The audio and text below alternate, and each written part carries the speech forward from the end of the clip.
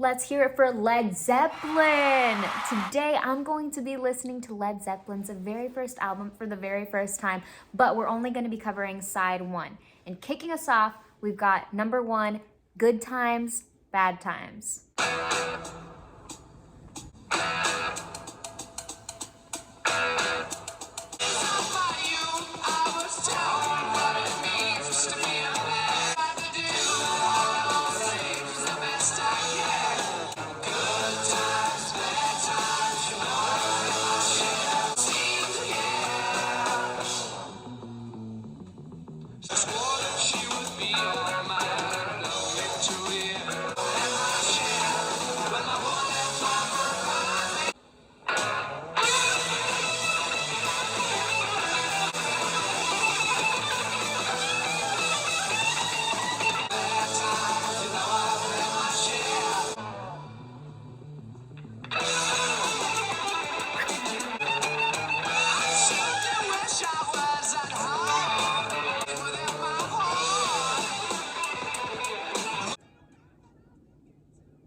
That was really exciting. What a way to kick off this entire journey. Literally the very first Led Zeppelin song.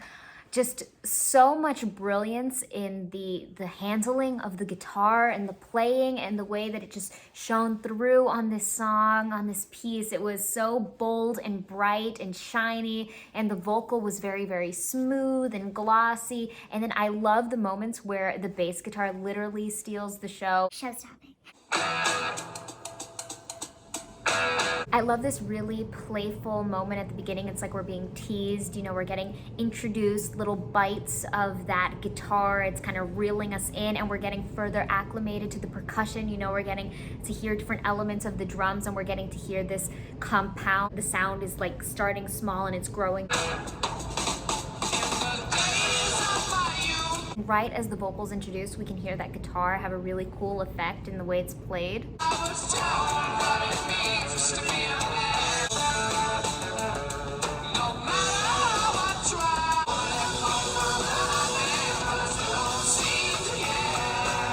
And the way that harmony just peered out right there, and I believe that's the chorus, it felt like it slipped right behind the first time they introduced a very interesting chord to us. I think it's the first time we hear like a seventh or something that has a little bit more bite on it. They took advantage of this momentum that they had built up and stretched it out so the sound just grew. They quiet all the instruments and let that bass kind of have its breakaway moment.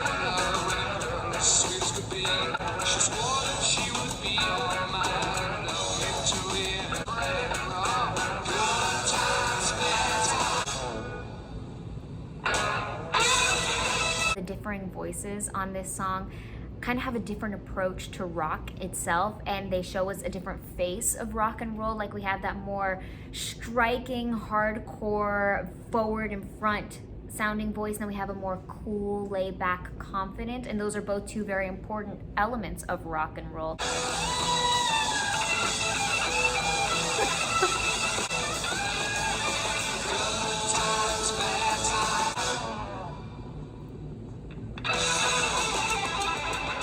Every single guitar solo moment is so epic, it almost feels like it's spiraling downward, or like we're falling down and collapsing.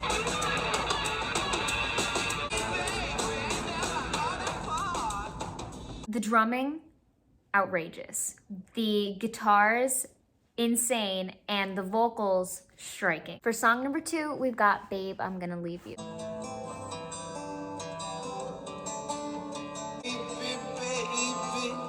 I'm gonna leave you. You know I'm gonna leave you when the summertime comes along.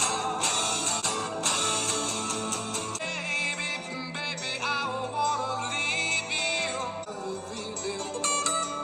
Really the way it used to do.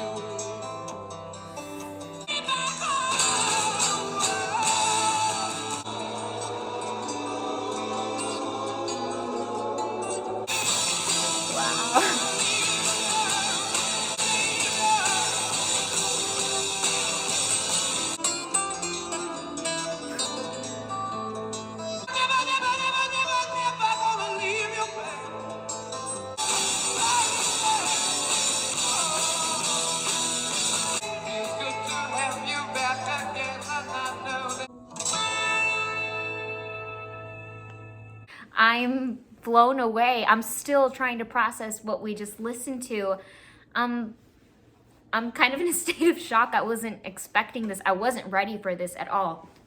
Not this soon in or ever. I had no idea what to expect with Led Zeppelin, and already just 2 songs in, one song to the next could not be more different. With this one, we had such a beautiful minor moment, this Latin flair, and then another big difference from the first song is that now we're getting flooded with all these colorful array of interesting chords, and then we had clustered dissonant moments when the sound picked up and when we had a little bit more of percussive elements that were thrown in. You know, it's the starting point of this song was so beautiful and delicate and gentle, and this like soft, eerie, looming type of face of rock. And then, you know, we got that dissonant, clustered moment with the uplift in the percussion and the uplift of the sound, and then it dropped back down again. And then when everything kind of grew and got chaotic again, it felt like we were just being thrown around the entire rock and roll spectrum.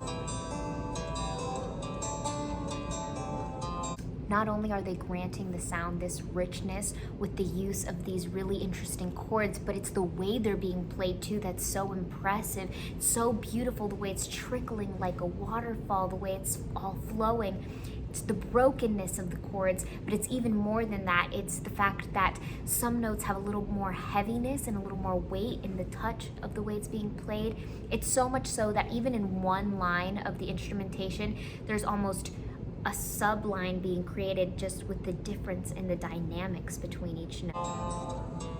Babe, I'm gonna leave you. And that smoky texture in the voice is so beautiful and captivating. You know I'm gonna leave you.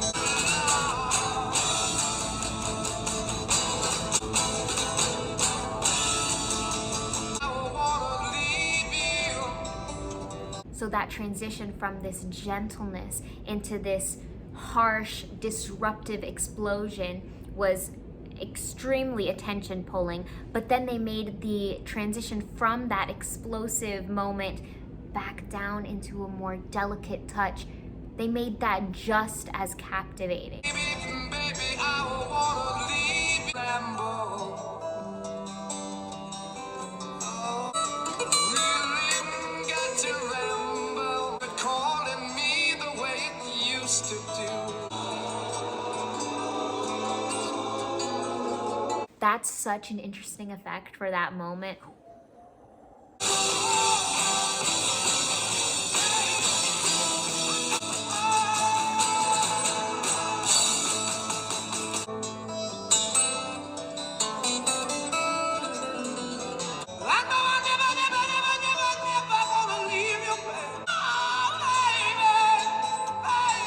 There's just so much passion and intensity going on, and although it feels wild and incomprehensible, it's extremely controlled and strategically placed, manipulating our emotions at the point where we feel the most vulnerable after we're so used to getting our heartstrings pulled, and then bam, they snap the cord and they make us go crazy. When it's calling me.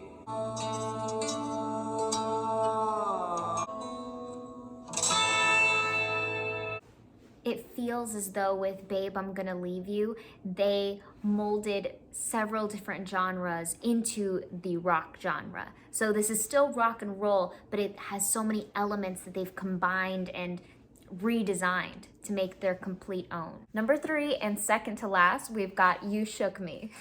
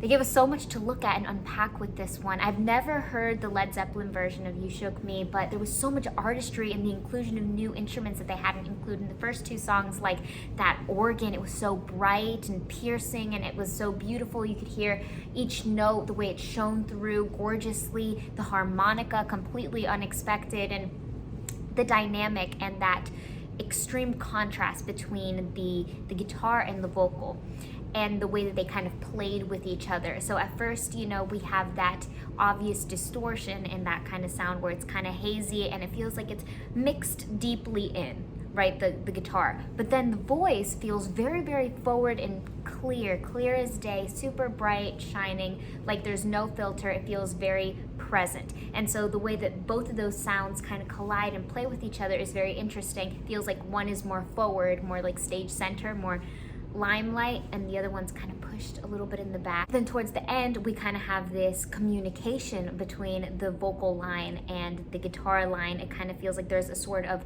melodic call and response. It's really fun and playful.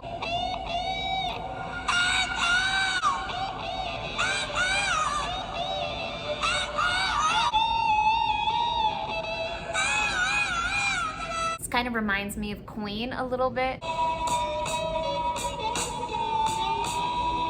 And with this one, we have a bit more of a dragging tempo, and our time signature is 3/4. It kind of feels like we're rolling things back a bit.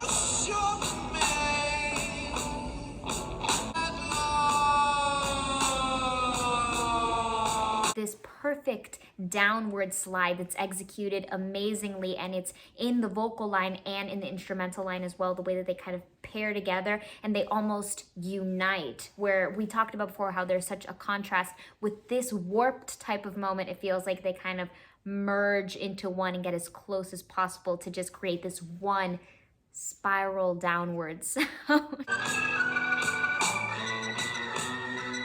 I always appreciate any time keys are included. I just think that they make everything better.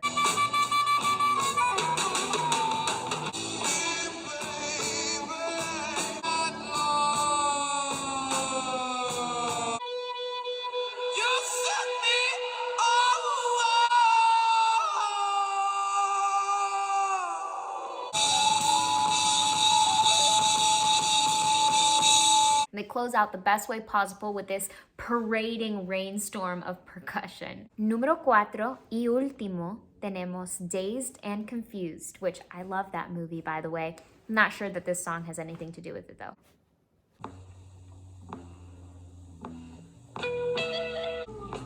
Been dazed and confused for so long. Lots of people talking, few of them know.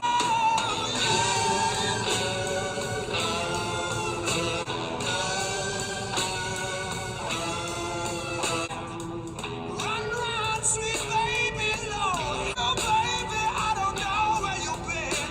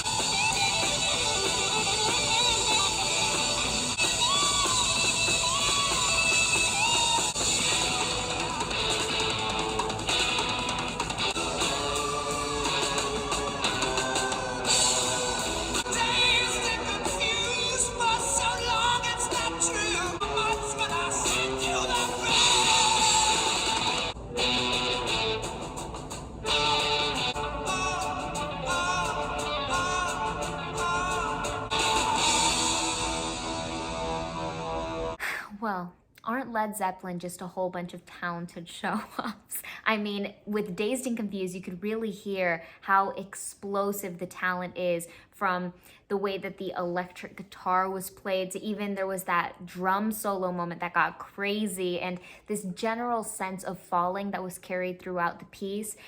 There was like this downward scaling, which was really heightened at certain points, like when they went from there were times where they went from a 7 to a 6, and then just in general they had this general sense of falling, and then they had that very ominous and haunting section that was a little bit bare. It felt very ghost-like in the way they incorporated the vocals. I was like, it was like so spiritual, and then the way that they kicked and ramped things back up, and I think that's where we had like some shredding moments, and that's where we had the drum solo, and the way that just each moment really stood out. Every transition was so smooth and clean and seamless and beautiful. I can't believe that before this, the only Led Zeppelin song I'd ever heard of was Stairway to Heaven. So I'm so glad that I have you guys here to recommend the greatest things to me. Thank you, thank you, thank you, thank you. This was a heck of a side one. It left me with no clue as to what to expect for side two, given all the different directions we kept turning in with each song, and within each song too. It's not just from one song to the next. There was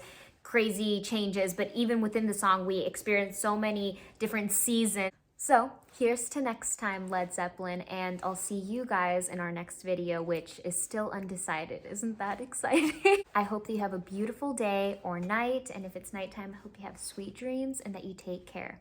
All right? Take it easy.